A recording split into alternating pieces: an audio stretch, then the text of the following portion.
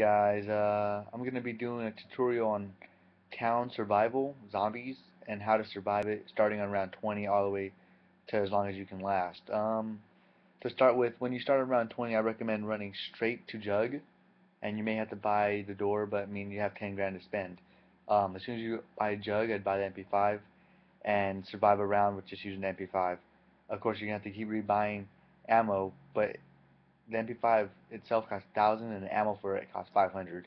And usually within the um, first couple minutes when you run out of ammo, you make 4 times as much money as you spent on it, including ammo. And same goes for as many times as you pay for your ammo, you're gonna get almost 4 times, 5 times. And this is, and that like basically triples every time. The higher every time you go further in rounds. So let's say you're on round 30. Um, you may buy ammo and you're gonna get maybe 30 grand off of it, and that's how I do it. I recommend going from round 20 to 23, just racking up points. On round 23, I'd buy a double tap, still using MP5 up to round 25, and at that time I would um, I would buy um, quick revive and speed cola. Sorry, there's something on my laptop, and at that point, you just hit the box and get what you want, or you can keep using the MP5, either or. Um, Warning, the MP5 does lose its power after round 25. It's not as strong even with double tap.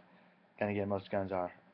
Some guns that you can use that I recommend keeping slash trying to get, um, and this is going to be order from like worst to best, is going to be MTAR, Hammer, RPD, and then Galil. Jalil, I pronounce it Galil. Anyway, and what it's gonna do, these are like surviving weapons. Oh, also, the DSR is a really good weapon too, but you have to pack a punch it for it to be effective.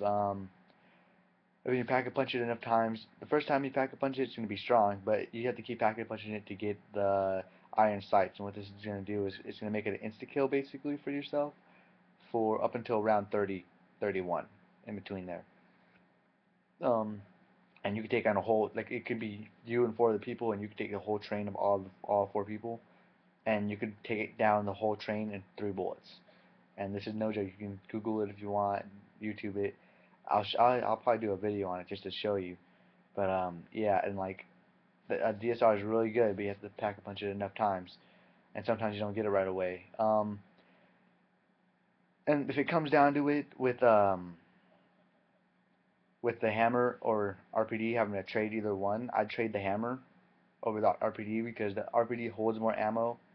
Um, you don't burn through your ammo as fast with the RPD, and yeah, it's just an overall better gun in the end when you pack a punch it because I think it has a little more stopping power than the hammer itself.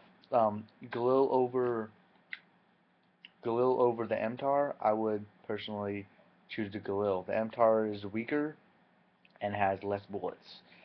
Um, but they're both excellent for headshots. Sorry, I gotta put my headset on for my clan. um, yeah, training. Training. I mean, I don't know why you're on round 20, but if you do join round 20, if you do join round 20, or you start round 20, and then you don't know how to train, then you might want to watch this video, clearly, to learn how to train. Training is simple. Okay, what you're doing is you're gonna run circles, but without running into zombies. And what's gonna happen is you're gonna make a trail of zombies behind you. They're gonna follow your path. Um, you have to be aware of other people because you'll cross trains, and this is very deadly to you because you both can die by each other's trains. Um, Training, yeah. I mean, there's multiple spots to train. There's the Juggernaut area, which is not inside the Juggernaut room, which is upstairs, but below it before you go up the stairs. In that little area, you can run little trains. I usually go along the car, and then keep running by the fence. Then go toward the stairs, and then don't go up the stairs. Turn left when you're heading toward the stairs, next to that window, and keep going along on a path, and keep doing that, and your zombies will follow you.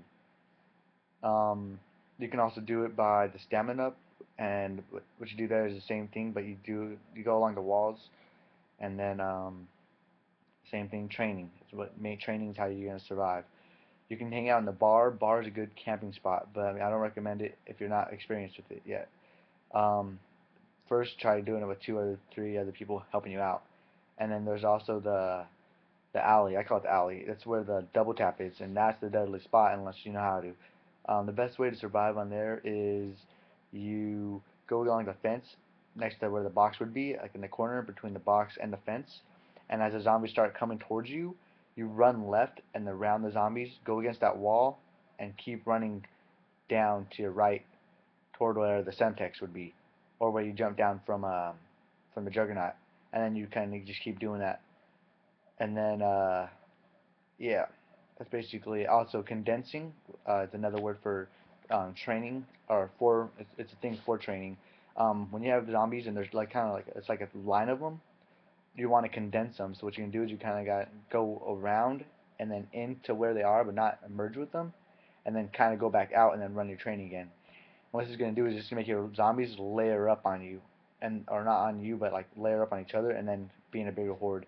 And this is going to help you out to shoot more zombies while conserving ammo, and they're not going to be as crowded, because when they're spread out like that, it's a lot deadlier when trying to run trains, because just one can catch you and you're going to die.